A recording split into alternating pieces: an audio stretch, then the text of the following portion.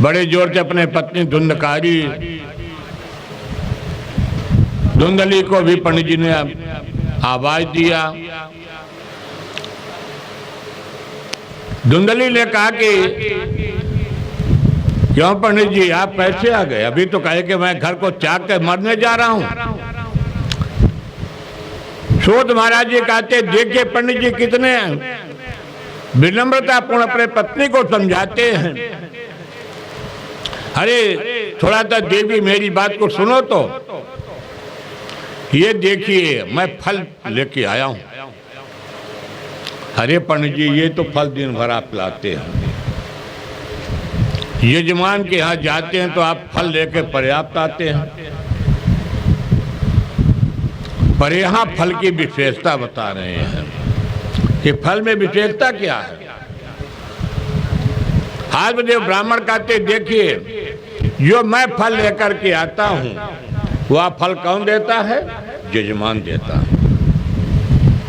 है तो ठाकुर जी का भोग लगाया हुआ फल, पर उस फल को यजमान देता है। आज जो मैंने फल लेके आया है ये फल कौन दिया है? संत भगवान ने दिया है। तो संत भगवान का दिया हुआ फल आज जो यहाँ पर प्रसाद मिला तो यहाँ पर आचार्य को कौन देता है? यजमान देता है। यहाँ पर विशेषता बताती है आत्मदेव ब्राह्मण। आत्मदेव ब्राह्मण कहते कि इस फल को आपको ग्रहण करने पर ये आशीर्वाद के रूप में मुझे फल मिला है,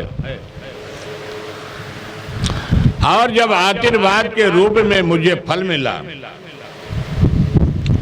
तो धुंधली ने अपने मन में विचार किया, ठीक पंडित जी फल को ले लिया और फल को अपने पास रख लिया।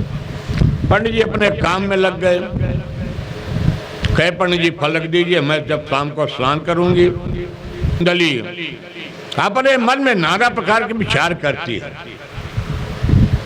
एकांत में जाकर के मान लीजिए फल को मैंने खा लिया, संत का दिया हुआ प्रसाद है, भगवत शरणागति का प्रसाद है, और मेरे गर्भ में कहीं बालक रुक गया तो मेरा बड़ा ही शरीर सुंदर सुकुलोद्भवा सुंदर शरीर है, या मेरी शरीर की दुर्दशा हो जाएगी। पहला प्रश्न। दूसरा प्रश्न अपने मन में विचार करती है कि पड़ोसी भी सुखी नहीं रहेंगे, झगड़ा जो मैं कर लेती हूँ ये भी। और सबसे बड़ा तीसरा उसके मन में तर्क आया कि ननद जब आएंगी मेरे व्यवस्था में तो मेरा सारा धन दहेज में मांगेंगी, भाभी जी ये मेरा हुआ ये हुआ। हुआ जाकर के फल को नहीं खाई। धुंधली ने फल को खाई नहीं, आप फल को छिपा करके रख लेती। सवेरा हुआ, बड़े सवेरे कुछ गांव के दूर में उसकी बहन रहा करती थी, पड़ोसी रहती थी, और वहां जाकर के वह धुंधली अपने बहन से बड़े सवेरे बताती है। बहन ने कहा कि छोटी बहन कहा कि कैसे आ गई हो? अरे कहा बड़ी बहना क्या बताऊं, बड़ी दिक्कत है। ये तुम्हारे बहनोई था, पता नहीं कहाँ से आम का फल ला करके मेरे शरीर के झंझट बना दिया। कहते हैं कि मेरे यहाँ कुल में पुत्र नहीं है, ये संत भगवान का प्रसाद है। तो बहन ने सारे तर्कों का एक ही बार में उस तर्क का समाधान कर दिया। अरे बहन क्यों परेशान हो, क्योंकि देखिए यहाँ मेरा शास्त्र कहता लौकिक प्रमाण शास्त्र प्रमाण कि युद्ध धन के पीछे न जाने कितने व्यक्तियों की निगाह होती है। यदि व्यक्ति की वृद्धावस्था आए इसका परवरिश करने वाला कोई नहीं है, नातेदारी जोड़ करके परवरिश के चक्कर में इसके धन को मैंने हरण कर लूं। तो धुंधली आत्मदेव के ब्राह्मण के धन के हरण करने की जिज्ञासा से छोटी बहन का निगाह था। उन्होंने कहा कि बहन क्यों परेशान हो, मेरे कोख में पुत्र हैं, समय आने पर जब मेरा पुत्र पैदा होगा मैं तुमको दे दूंगी, हाँ बदले में मुझे धन दे देना थोड़ा सा। पर धुंधली कम कलाकार नहीं थी, सारे तर्क को समाधान करती है। इतने इतने मात में जब मेरे पेट में गर्भ रहेगा तो मैं कैसे पंडित जी से बच पाऊं। हुआ छोटी बहन ने सारे तर्कों का उत्तर भी समाधान कर दिया। कहा कि एक काम होगा, 2-3 महीने ऐसे नाटक करना और 2-3 महीने में फिर मुझे बुलवा लेना। कहा ठीक बहन, अच्छा तो ये बात तुम्हारी फिट। ये बताओ ये जो आम का फल है इसको मैं क्या करूं। तो कहते कि आम का फल का एक बहुत सुंदर उदाहरण है। पंडित जी के आंगन में तुलसी का पौधा नहीं रुकता था, सूख जाता था। पंडित जी जो आम के पौधे लगाते थे, आम के पौधे तैयार होने पर उसमें बड़े बड़े बौरों का गांठ लग जाती थी और यहाँ तक पंडित जी के गाय भी बच्चे नहीं देते थे, इतना बड़ा उनको यहाँ प्रायश्चित था। तो कहते कि एक काम करो बहना, ये जो आम का फल है जो आपके घर में गाय है उस गाय को खिला देना। इस आम के फल में क्या रखा है। अरे बनोई साहब तो किलो 2 किलो दस्तावेज आम तो डेली लेके आते हैं, ऐसे बच्चे पैदा होने लगे तब तो न जाने कितनी जनसंख्या बढ़ जाएगी। कहा चलो ठीक, ये झंझट से मुक्ति मिली। धुंधली अपने घर लौट करके आई और लौटने के बाद गाय के फल, आम का जो फल था गाय को खिला दिया। समय बीतता गया। एक दिन पंडित जी ने कहा कि ऐसा करो तो अपनी छोटी बहन को बुला लो। आज छोटी बहन को बुला लोगे, अपना सेवा सुकूरता करेंगे, ये हमारा झंझट समाप्त हो जाएगा। आप छोटी बहन आ गई और सुविधा मिल गई भैया। अब समय आया, समय आने के बाद छोटी बहन के बालक जो पैदा हुआ उसको धुंधली को दे दिया गया। आज जब धुंधली ने प्राप्त कर लिया तो बच्चे के लालन पालन के लिए, भरण पोषण करने के लिए छोटी बहन भी उपलब्ध हो गई। समय बीतता गया। बच्चे का जब नामकरण संस्कार करने का समय आया, उसकी राशि की गणना की गई तो प्रथम पुत्र का नाम निकला धुंधकारी। धुंधली के पुत्र का नाम धुंधकारी निकला। ठीक 3 महीने के बाद जो संत भगवान का दिया हुआ प्रसाद था वह गाय का पुत्र पैदा हुआ। सर्वांग शरीर मानव शरीर था, सिर्फ कान गाय का था। पड़ोसी बड़े प्रसन्न हुए। पंडित जी का बड़ा भाग्य उदय हुआ, बालक पैदा हुआ और 3 महीने के बाद गाय का भी पुत्र पैदा हुआ, वो भी मानव शरीर। बड़ा ही सुंदर जन्मोत्सव करते आत्मदेव ब्राह्मण। उस बालक का नाम रखा गया गाय के पुत्र का गोकर्ण महाराज। गोकर्ण महाराज जी बड़े ज्ञानी है, धुंधकारी महाखला। गोकर्ण महाराज ज्ञानी हुए और धुंधकारी महाखला, महान दुष्ट। जब अपने यौवन को प्राप्त हुआ, जितने सांसारिक व्यसन दुर्गुण हैं वह सब धुंधकारी में व्याप्त हो गया। हाँ, गोकर्ण महाराज जी संत के आशीर्वाद से, पिताजी के आशीर्वाद से एक महान विद्वान, एक संत पैदा हुए। और कुछ दिन में गोकर्ण महाराज जी घर द्वार को त्याग दिया। जैसे अब यहाँ पर संत कुमार जी उस धुंधकारी, धुंधली और आत्मदेव की कथा का वर्णन कर रहे हैं। कैसे? जब लड़का यौवन में प्राप्त हुआ धुंधकारी, तो धुंधकारी ने नाना प्रकार से यातना देना शुरू किया माता पिता को। कंजूस के धन की 3 गतियां होती हैं। एक तो अपने उपयोग में लाइए, यदि आप अपने उपयोग में नहीं लाते हैं तो धन अतिथि सेवा में लगाइए। अतिथि सेवा, कथा, भागवत, भगवान ने यदि दिया है, तीर्थों में बढ़िया जाके भंडारा करिए, भागवत कथा करिए, ये तभी इसका महत्व। हाँ, तीसरा, जब आप दो नहीं किए तो तीसरा धन की क्या गति होगी? जाने के बाद ना जाने भगवान कौन सा धन की दुर्दशा हो जाएगी। ये शास्त्र का प्रमाण बताया जाता है। अब इधर जो पंडित जी का कमाया हुआ धन था, तो पंडित जी के कमाए हुए धन की क्या दुर्दशा हो रही है। पंडित जी बेचारे पूजा पाठ करके, कंजूसी करके, अपने जो पेट गाड़ करके रखे थे धन, है थे कुपुत्रो सुक्लोद भवा। दारू पीना, चोरी करना, डकैती डालना, यानी जितने अवगुण है वह धुंधकारी में व्याप्त हो गया।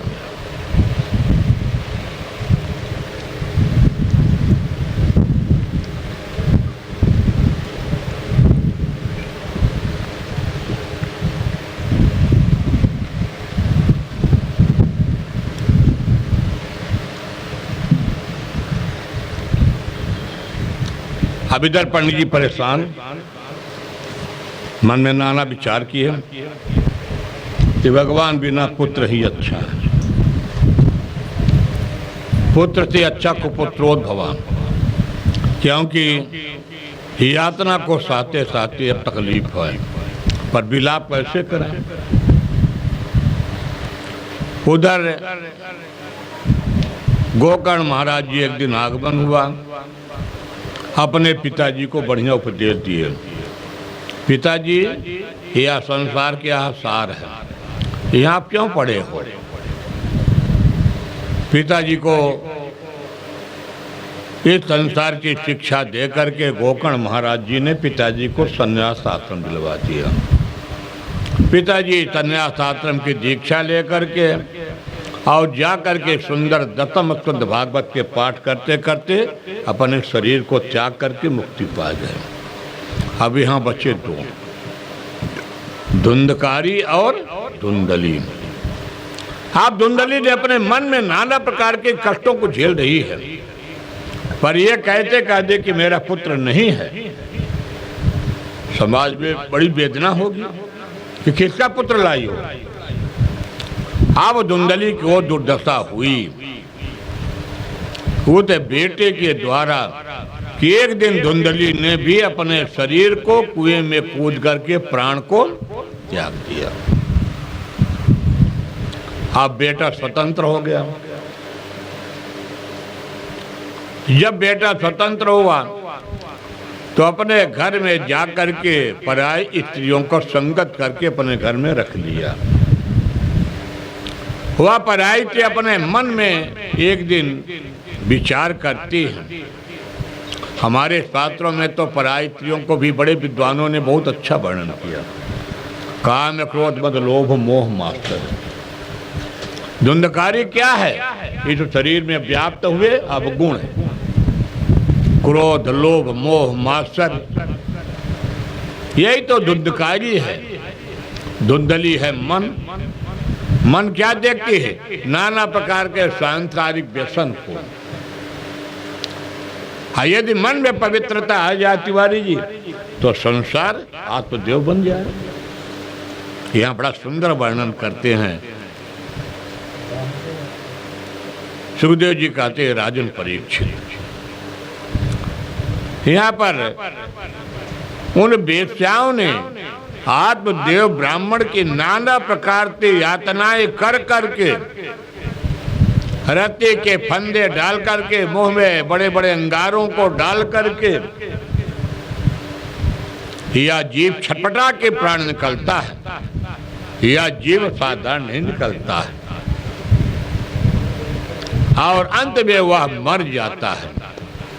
और मर करके उन वेश्याओं ने आंगन में गड्ढा बना करके उसको दफना देती, गाड़ देती हैं, और धन लेकर के वह वेश्याओं चंपत हो जाती, निकल जाती हैं।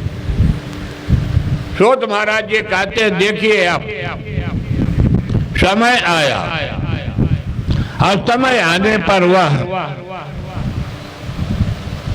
आत्मदेव का जो पुत्र है, धुंधली का पुत्र, वह महान प्रेत योनि में गया, और इतना बड़ा प्रेत हुआ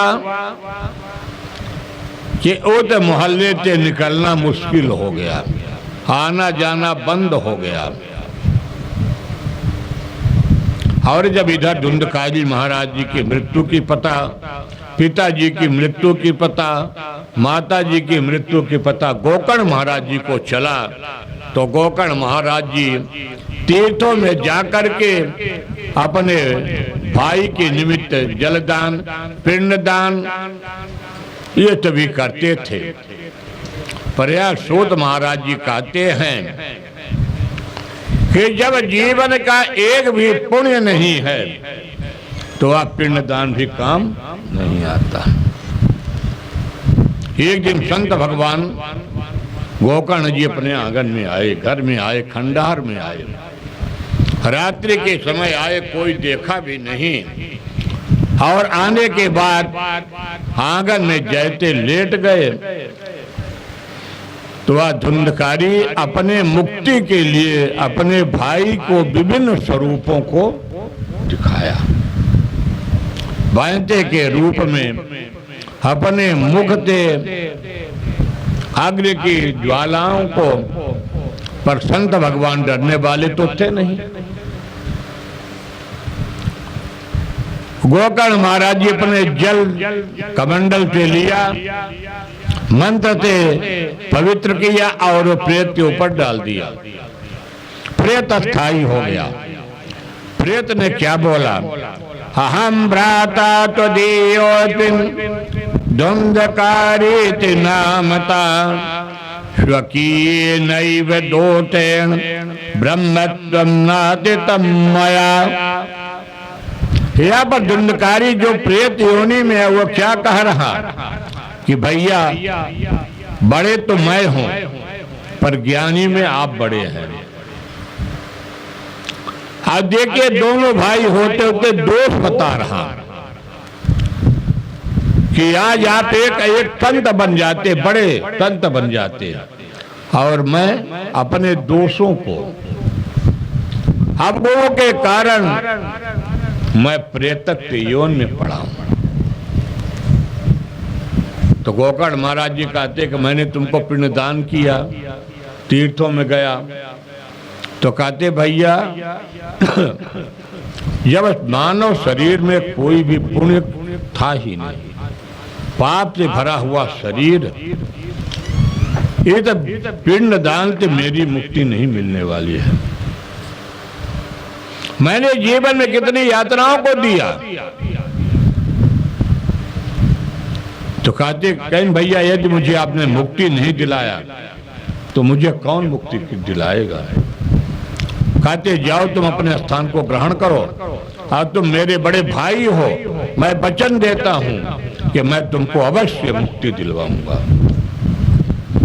सूत महाराज जी कहते हैं तो उनके इत्यादि रीतियों जैसे सवेरा हुआ, सभी गांव के लोग एकत्रित हुए, परिचय बताए कि मैं आत्मदेव ब्राह्मण का पुत्र हूं, मेरा नाम गोकर्ण महाराज है। कहे महाराज जी आप ही तो आंगन में कैसे रात भर बैठे रह गए? अब देखिए यहाँ पर संत की क्या महिमा होती है। कहते भैया आप यहाँ कहते रह गए रात भर, ये तो गांव में तो हम लोग छोड़ छोड़ करके बाहर जा रहे हैं, तो बाहर प्रेत की बात है। गोकर्ण महाराज जी ये नहीं बताते हैं कि मेरा भाई ही है। कहते प्रेतत्व है क्या, ये कि ये घूमी हुई आत्मा है, आती है जाती है। उन्होंने कहा अवश्य प्रेत है घर में, पर प्रेत का भी कोई उपाय होगा। प्रेतत्व योनि में भी जीव का उपाय होता है। तभी लोगों ने कहा कि भाई संत भगवान तो आप हैं, प्रेतत्व के उपाय आप बताइए। तो गोकर्ण महाराज जी अपने तपस्या के बल पर सूर्य भगवान के रथ को रोक करके और उन्होंने अपने भाई के उद्धार के लिए सूर्य भगवान को साक्षी बना करके पूछा, कहा हे सूर्य देव आप जगत के साक्षी हैं, अंधकार को दूर करके संसार को प्रकाश देते हैं। इसी तरह से मेरा भाई प्रेतत्व योनि में पड़ा है, उसको कैसे मुक्ति मिले। तो सूर्य भगवान ने साक्षी बना के देते हैं। कहते हैं गोकर्ण महाराज जी अपने भाई को श्रीमद् भागवत महापुराण की कथा सप्ताह ज्ञान यज्ञ का आयोजन करो, और जब अपने भाई को श्रीमद् भागवत कथा को सुनाएंगे वह आपका भाई प्रेतत्व योनि से मुक्ति मिलेगा। गांव के लोग जल्दी जल्दी व्यासपीठ बनाए। व्यासपीठ बना करके गोकर्ण महाराज जी सर्वप्रथम श्रावण महीने में इस श्रीमद् भागवत को सुनाया अपने भाई को, और वह भाई अपने मन में विचार किया तो मैं तो प्रेत हूं, तो प्रेत तो कहीं बैठ नहीं सकता, प्रेत हवा। वह जो यज्ञ मंडप था उस यज्ञ मंडप में एक 7 गांठ का बांस था, जैसे ये बांस आपका सामने गड़ा रहता है, और उस गांठ में छिद्र था। छिद्र में जाकर के प्रेतत्व वह धुंधकारी छिप जाता है, और वह श्रीमद् भागवत की कथा बड़े विधि विधान से सुनने लगा। जब सायंकाल आरती होती है एक गांठ चटक गई, तो संत भगवान तो जानते थे गोकर्ण जी ये गांठ कैसे चटक रही है, यानी इस शरीर में 7 गांठ हैं, और जब इन शरीर के 7 गांठी एक एक गांठी काम क्रोध मद लोभ और मात्सर्य का खुल जाएगा तो यह मन प्रभु के चरणों में लग जाएगा। सूत महाराज जी कहते जब 7 दिन की भागवत कथा संपन्न हो जाती है वह प्रेतत्व में पड़ा हुआ धुंधकारी बढ़िया दिव्य स्वरूप में जाकर के प्रकट हुआ, और अपने बड़े भाई गोकर्ण महाराज जी को प्रणाम किया। बोले गोकर्ण महाराज की जय।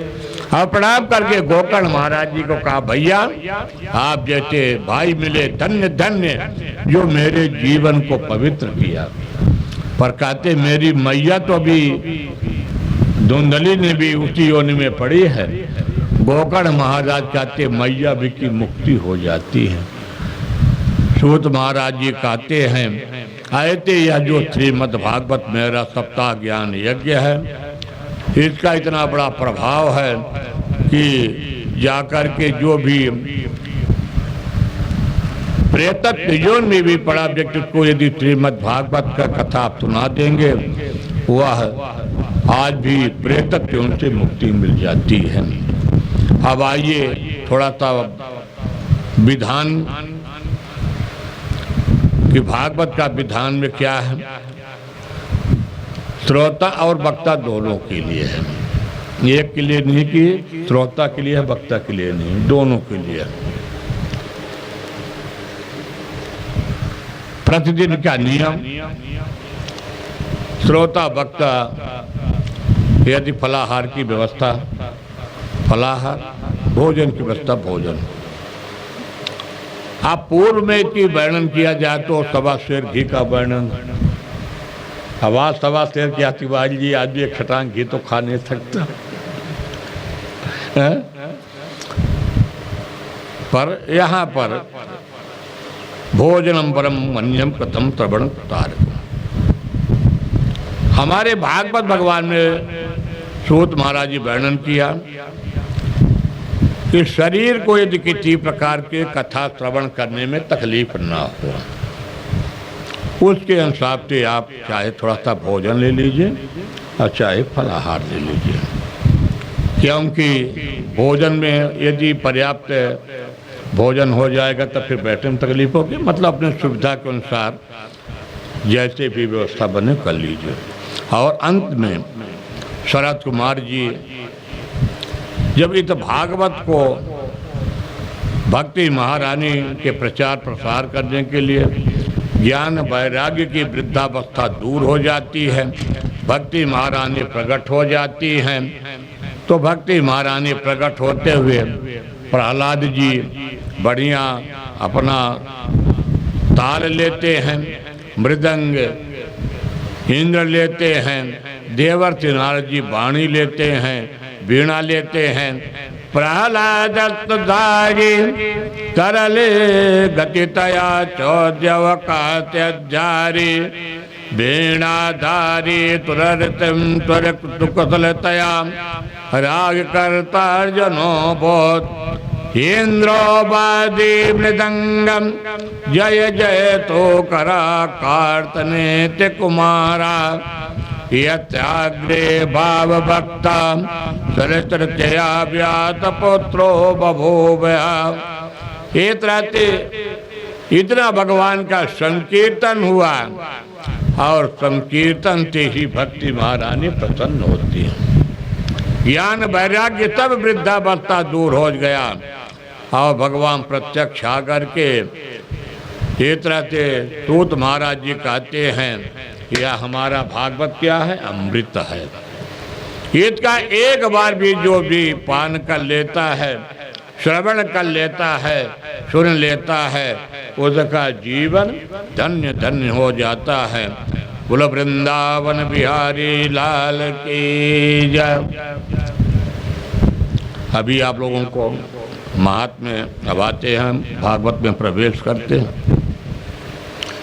जनमांधते तो नयात चरतत्वाग्र विज्ञात्वराट तेने भ्रमितामादि कवये मोहयन्त तोर्या तेजो वारि मृदाम यथा विन्मयो यत्र तरगो मृता धाम्ना तेन तदा निरत कोकं तथ्यं परम धीमहि। भागवत में हमारे 12 स्कंद होते हैं। 6 अध्याय का महात्मा था। 12 स्कंद प्रथम स्कंद में प्रवेश करते हैं। 335 अध्याय। हर स्कंद में अलग अलग अध्याय हैं। हमारा 10वां स्कंद 2 भागों में है, उत्तरार्ध और पूर्वार्ध। 49 पूर्वार्ध और उधर उत्तरार्ध। ये तरह से भागवत में 12 स्कंद हैं। प्रथम स्कंद में प्रवेश करते हैं। सुखदेव जी वर्णन करते हैं वेद व्यास जी ने, या वेद व्यास जी ने 17 पुराणों की रचना किया, 4 वेदों की रचना किया, पर वेद व्यास जी को कहीं भी शांति नहीं मिली। जब नारद जी से मुलाकात हुई तो नारद जी ने कहा वेद व्यास जी को कि अभी ने आप जितने भी पुराणों की रचना किया, वेदों की रचना किया, यह तब क्या है, अर्थकरी विद्या है। जैसे वेद बड़ी गूढ़ है, आनंद तो बहुत आता है जब बड़े बड़े वैदिक अपनी यजुर्वेदी संहिता के माध्यम से मंत्रों का लय करते, समझ में तो आएगा नहीं हम आपके, तो स्वाहा पर समझ में आता, पर उनकी जितनी समय स्वर लहरी चलती लगता है कि अब वास्तव में फिर भगवान प्रकट ही हो जाते हैं। कहा कि अपने भागवत के वर्णन नहीं किया, भगवान की महिमा गुणानुवाद नहीं गाया। अब किसके गुणानुवाद नहीं गाया? वो भी भगवान कृष्ण की गुणानुवाद आपने नहीं गाया। हमारे ये भागवत भगवान जो हैं ये कृष्ण के गुणानुवाद हैं, भगवान कृष्ण के गुणानुवाद हैं। अन्य पुराणों में समस्त देवताओं, जैसे पद्म पुराण में लीजिए विष्णु जी की महिमाओं का वर्णन, शिव पुराण में ले लीजिए शिव जी की महिमाओं का वर्णन, पर भागवत में किसी व्यक्ति के विशेष का वर्णन नहीं है। भागवत में वर्णन है भक्ति की वर्णन। नारद जी कहते जब तक जीवन में भक्ति के वर्णन आप नहीं करेंगे तब तक जीवन को शांति नहीं मिलेगी। वेद व्यास जी ने कहा कि अब तो मेरी वृद्धावस्था आ गई, वृद्धावस्था में हाथ कपने लगा, लेखन कमजोर हो गया। यह चतुर्श्लोकी भागवत थी और इस भागवत भगवान को पहले भगवान नारायण ने ब्रह्मा जी को सुनाया और ब्रह्मा जी ने अपने पुत्र नारद जी को सुनाया। नारद जी ला करके वेद व्यास जी को सुनाया। अब वेद व्यास जी ने 18,000 श्लोकों में इसको लिपिबद्ध किया। भागवत में 18,000 श्लोक हैं और सब श्लोक वेदबद्ध हैं। 18,000 श्लोकों को फिर सुखदेव जी श्रवण किए। यद्यप सुखदेव जी तो माता के गर्भावस्था में भागवत को श्रवण कर लिया। हाँ, सुखदेव जी फिर महाराज परीक्षित जी को जब कलयुग में आकर के उनके राज्य में कलयुग अपना स्थान प्राप्त कर लिया, सुखदेव जी की श्रृंगी ऋषि के श्राप के मृत्यु का कारण बना, तो ये तो भागवत भगवान को प्रथम परीक्षित कौन बनते हैं? राज महाराज परीक्षित जी। सुखदेव जी के प्रथम गुरु होते, क्योंकि राधा रानी के कृपा पात्र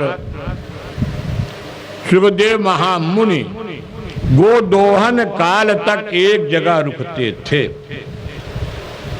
जितने में आप गाय लगा लेते उतने में सुखदेव जी रुकते थे। पर आज सुखदेव जी महाराज जी 7 दिन तक बैठ करके और परीक्षित जी को कथा का श्रवण करवाया। और आज के समय में उसी काल से लेकर के इस भागवत भगवान की तो अब भारत भूमि में क्या, जो हमारा पहले भारत अखंड भारत था, आज हमारे व्यास लोग अखंड भारत भूमि में भागवत भगवान का प्रचार प्रसार कर रहे हैं। ये है आपके भागवत भगवान हैं। आइए हम लोग भागवत भगवान में प्रवेश करते हैं। जन्मांधतेन विज्ञातराट तेने ब्रह्म हृदयामाद कवये मुह्यन्त तोर्या तेजो वारि मृदाम यथा विन्मयो यत्र तरगो मृता दाम्ना तेन तदा निरतकोकं सत्यम परम धीमहि। यह जो हमारा भागवत भगवान में वर्णन कर रहे हैं, सूत महाराज जी कहते हैं जैसे मकड़ी की जाला, मकड़ी अपने शरीर को एक कोने में जाला निकालती रहते थे, हाँ बीच में मकड़ी लटक जाती है। वही संसार क्या है? मकड़ी के जाले की भांत है। सत्यम परम धीमहि तेजो भार मृदाम, जैसे तेज, बाढ़ माने पानी। तो सूर्य की रश्मियां कैसे होती? दोपहर में जब चिलचिलाती हैं, लगता कि पानी की बारिश है, पर यथार्थ देखा जाए तो वहां पानी थोड़ी है। सूर्य की रश्मियों की निकली हुई किरण के माध्यम से तपती हुई धूप में अपने नेत्रों में वह पानी दिखाई देता है, पर क्या है? नजदीक जाने पर कुछ नहीं। दूसरा, स्वप्नावस्था में किसी को स्वप्न में रात में अनेक प्रकार के देखता है, पर जागृत होने पर वह स्वप्न भी कुछ भी नहीं। तो कहते ठीक इसी प्रकार से सत्य ही नारायण है, नारायण ही सत्य है, राम ही सत्य, कृष्ण सत्य, सत्यम परम धीमहि। क्योंकि भगवान के 23 अवतार हो चुके हैं। आए थे 23 अवतार में 2 ही अवतार भगवान के सर्वश्रेष्ठ हैं, रामावतार और कृष्णावतार। और 2 ही कथा आज के समय में सुलभ है। राम की कथा महर्षि वाल्मीकि, गोस्वामी तुलसीदास, जबकि रामायण बहुत रचना हुई, आनंद रामायण, कितने कितने रामायण हैं। पर आप देखते हैं कि जो राम की कथा का वर्णन है, रामचरित्र या महर्षि वाल्मीकि जी के राम कथा, तो तुलसी बाबा भी ने लिखा है, धर्म न दो तर सत्य तमाना, आगम निगम पुराण बखाना। जीवन में यदि अपनाइए तो सत्य अपनाइए। महर्षि वेदव्यास जी ने लिखा अपने पुराण में, असत्यादि परा धर्मो नहीं असत्य सत्य पातक पुंजा। सत्य बड़ा पाप तो वही है मानव जीवन का, जो अपने मानव जीवन में दिन भर असत्य बोलता है। आप भेजते कहीं हैं कि जाके मेरा ये काम कर लेना, और जाने वाले व्यक्ति आपके समय सीमा को ध्यान नहीं दिया। जरूरत अभी आपको कोई चीज मंगवाने के लौटा, आया तो दुनिया भर बात बता दिया कि बब्बा जी, पापा जी, ताऊ जी ये उलझने आ गई, है कुछ नहीं, है कुछ नहीं। अरे अपना काम करो, असत्यात करो धर्म। जीवन में सत्य अपनाओ, असत्य से बढ़कर कोई अधर्म नहीं होता है। हमारे महर्षि वेदव्यास जी लिखते हैं, और सत्य से बढ़कर के जीवन में, तो जीवन में सत्य क्या है? अपने सुंदर मार्ग पर चलना, दूसरों के व्यवहार कपटपूर्ण को त्याग के, जीवन का जो असली तत्व